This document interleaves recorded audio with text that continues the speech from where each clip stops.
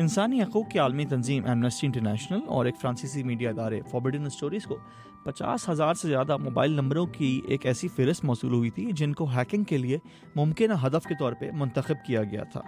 इन नंबरों को हैक करने के लिए इसराइली निजी इदारे NSO का सॉफ्टवेयर पेगासस इस्तेमाल किया जा रहा था। फ़हरिस्त में पाकिस्तानी वज़ीर-ए-आज़म इमरान खान का पुराना नंबर भी शामिल है और इसके अलावा दुनिया भर के कई सहाफ़ी, ह्यूमन राइट्स के कारकुनान, वकला, कारोबारी शख्सियात, हुकूमती अहदेदार, सरकारी मुलाजमीन और हत्ता के वज़रा वगैरह भी शामिल हैं।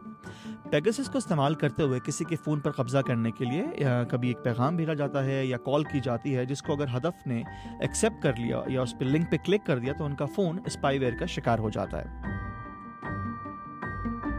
ऐसी सूरत में पेगासस को हदफ के फ़ोन के तमाम डेटा तक मुकम्मल रसाई मिल जाती है, जैसा कि उनकी तस्वीर, उनकी वीडियोस, ईमेल, उनके messages, contact book, call records, हत्ता कि उनका कैमरा और माइक ऑन करने की सलाहियत भी पेगासस के पास चली जाती है।